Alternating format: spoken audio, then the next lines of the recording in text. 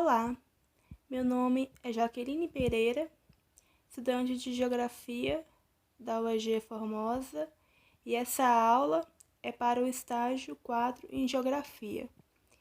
O tema dessa aula é sobre fluxos migratórios no Brasil. Nesta aula sobre os fluxos migratórios, iremos aprender a dinâmica populacional dos processos migratórios desde a época da colonização até os dias atuais. E nas migrações do Brasil serão abordadas a partir de 3 eixos: as imigrações, emigrações e migrações internas. No Brasil, o fator que exerce maior influência nos fluxos migratórios é o de ordem econômica, que aprendemos nas outras aulas, que o fator econômico é o que mais influencia no processo de migração, pois o modelo econômico vigente força os indivíduos a se deslocarem de um lugar para outro em busca de melhores condições de vida e à procura de trabalho para suprir suas necessidades básicas de sobrevivência. Uma modalidade de migração que é bastante comum no Brasil, que foi principalmente na década de 1950, é o êxodo rural, que consiste no deslocamento da população rural com destino para as cidades. O êxodo rural ocorre principalmente em razão do processo de industrialização no campo, que proporciona a intensa mecanização das atividades agrícolas, expulsando do campo os pequenos produtores, e também além do poder de atração que as cidades industrializadas proporcionam para a população rural que migra para essas cidades em busca de trabalho. Durante algumas décadas, os principais fluxos migratórios no território brasileiro se direcionaram para a região sudeste. Isso ocorria devido ao intenso processo de industrialização desenvolvido naquela região. Portanto, as migrações para o Sudeste diminuíram e atualmente a região Centro-Oeste tem exercido grande atração para os fluxos migratórios no Brasil, se tornando o principal destino. Mas, mesmo assim, as duas regiões, Sudeste e Centro-Oeste, se encontram com a maior atração para os fluxos migratórios no Brasil. A migração interna no Brasil acontece principalmente por motivos econômicos e desastres naturais. A população de um país não é apenas modificada pelas mortes e nascimentos de seus habitantes. É preciso que levamos em conta também os movimentos de entrada e de saída, ou seja, as migrações que ocorrem em território. As migrações internas são aquelas que processam no interior de um país, como, por exemplo, o êxodo rural, que é bastante constante no Brasil.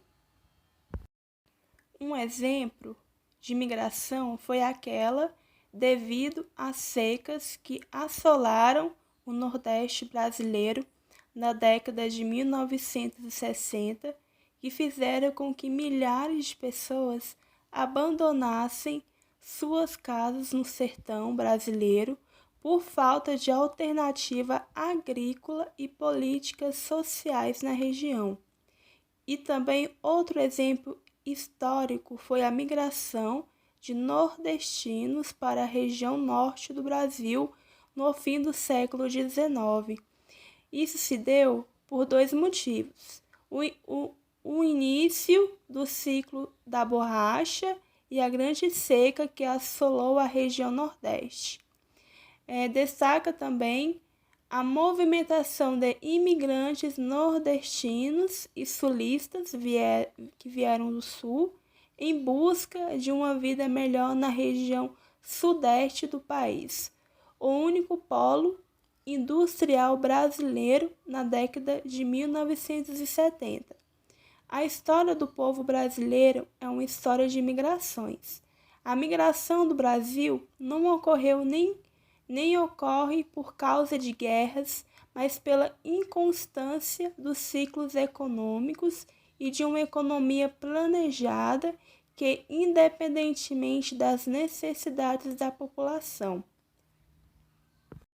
para o destaque das migrações internas do Brasil, que são o êxodo rural, o êxodo urbano, migração urbano-urbano, migração sazonal, migração diária ou pendular, migração de retorno. No êxodo rural, que é um tipo de migração que se dá com a transferência de populações rurais para o espaço urbano, esse tipo de migração, em geral, tende a ser definitivo, com as principais causas deles que são a industrialização, a expansão do setor terciário e a mecanização da agricultura. Assim, o êxodo rural está ligado diretamente ao processo de urbanização. O êxodo urbano é o tipo de migração que se dá com a interferência de populações urbanas para o espaço rural, e atualmente é um tipo de migração muito incomum. Na migração urbano-urbano é o tipo de migração que se dá com a transferência de populações de uma cidade para outra. Com esse tipo de migração é muito comum nos dias atuais. Na migração sazonal, se caracteriza por estar ligada às estações do ano. É um tipo de migração temporária, onde o migrante sai de um determinado local em um certo período do ano e, posteriormente, volta alguns meses após. Esse movimento migratório também é chamado de transhumância. E a migração diária ou pendular é a migração diária de pessoas de uma cidade para outra com o objetivo de trabalhar ou estudar. Geralmente, as pessoas saem pela manhã de casa e voltam no fim da tarde ou à noite. As cidades onde esses trabalhadores residem são chamadas de cidades dormitório. E, por último, a migração de retorno, que onde ocorre quando o migrante saiu de sua região e algumas décadas ou anos atrás e volta para sua região de origem. Algumas dessas migrações aprendemos na aula anterior sobre os fluxos migratórios e movimentos populacionais. Agora vamos conhecer um pouco sobre a história das migrações pelo território brasileiro. As migrações brasileiras estão associadas ao longo da história pelos fatores econômicos, desde o tempo da colonização pelos europeus, quando terminou o ciclo da cana-de-açúcar na região Nordeste e teve o início do ciclo do ouro em Minas Gerais. Houve um enorme deslocamento de pessoas em direção ao novo centro econômico do país. O ciclo da borracha atraiu grande quantidade de migrantes para a região da Amazônia. Graças ao ciclo do café, com o processo de industrialização, a região sudeste se tornou o grande polo de atração de imigrantes que saíam de sua região de origem em busca de empregos ou melhores salários. Com o processo do êxodo rural, a saída da migração do campo para a cidade em larga escala, ou seja, em maiores quantidades de pessoas que saíram da zona rural para as grandes cidades. No meio rural, a miséria e a pobreza, agravadas pela falta de infraestrutura, tanto em educação, saúde e dentre outros, pela concentração de terras nas mãos dos latifundiários e pela mecanização das atividades agrárias, fazem com que a grande população rural seja atraída pelas perspectivas de um emprego urbano que melhore o seu padrão de vida. Além disso, o acesso a serviços e ao comércio nas áreas urbanas tornou-se o principal fator de atração para as grandes cidades. No Brasil, entre os anos de 1940 e 1990, foi que as cidades não apresentavam uma oferta de empregos compatível à procura, nem a economia urbana crescia na mesma velocidade em que a migração. Em consequência, crescia o desemprego, o subemprego no setor de serviços, com o aumento do número de trabalhadores informais, vendedores ambulantes e trabalhadores que vivem de fazer bicos, associado à falta de investimentos e também é reduzido o planejamento do Estado na ampliação da infraestrutura urbana. Portanto, isto contribuiu para a formação de um cinturão marginal nas cidades, ou seja, exemplificando o surgimento de novas favelas, palafitas e invasões urbanas. Pode-se observar no mapa algumas setas indicando os estados de São Paulo e também do Rio de Janeiro, que registram a maior saída da população das metrópoles em direção às cidades médias do interior do que em direção a essas metrópoles, embora continua tendo crescimento populacional total. A principal causa deste movimento é que as metrópoles atualmente não apresentam taxas de crescimento econômico tão significativas, e a infraestrutura de transportes é geralmente problemática, acompanhando uma relativa precariedade no atendimento de praticamente todos os serviços públicos, com índice de desemprego e criminalidade mais elevados do que a média das demais cidades. Já nas cidades do interior do país, além de estar passando por um período de crescimento econômico, oferecem melhor qualidade de vida à população.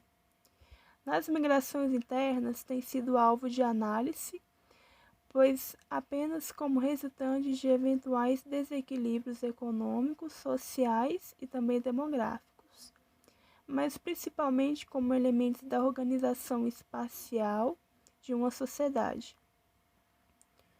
A migração pode ser definida como mobilidade espacial da população, mas atualmente a maior parte das migrações não são mais interregionais, mas ocorrem dentro da mesma região. Além disso, alguns estados tradicionalmente apresentam mais imigração, tornando-se regiões de imigração, como Pernambuco, Bahia, Ceará, Paraíba e Rio Grande do Norte. Portanto, neste mapa, a região sudeste do Brasil, até o final do século XX, recebeu a maior quantidade de fluxos migratórios do país, principalmente o estado de São Paulo, pelo fato de fornecer maiores oportunidades de emprego em razão do processo de industrialização. Durante a década de 1990, o estado de São Paulo continuou a ser aquele que mais recebia migrantes de outros estados, mas também havia se tornado o maior fornecedor de imigrantes para outros estados do país.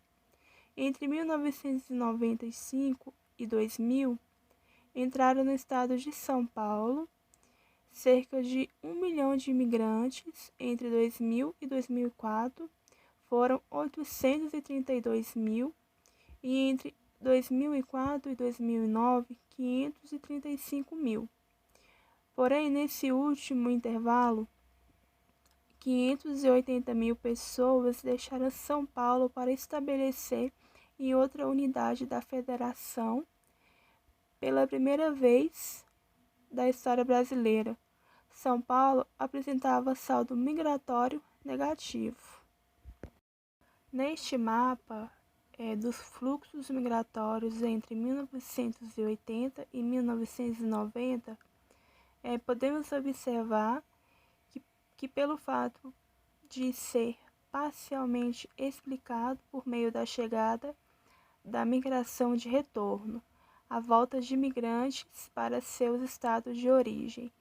Em 2009, metade dos migrantes que chegaram aos estados do Piauí e da Paraíba, como pode observar nesse mapa, as setas indicando esses estados, era composta por naturais desses estados que haviam partido em busca de uma vida melhor, mas acabaram retornando para seus estados de origem. Neste mapa, demonstra o destino dos que voltam, que é praticamente o mesmo da origem dos que chegam. Dentre os fatores que têm contribuído para a volta desses migrantes estão a decepção em não encontrarem a oportunidade desejada na região para a qual migrou, o aumento da violência nos grandes centros urbanos, especialmente São Paulo e Rio de Janeiro, a melhoria das condições de vida nas áreas de origem de muitos migrantes, graças ao surgimento de novas tecnologias, como a agricultura irrigada, a informática e dentre outras. Muitos dos migrantes conseguem alcançar sucesso na região em que migrou e agora pretendem investir em sua terra de origem.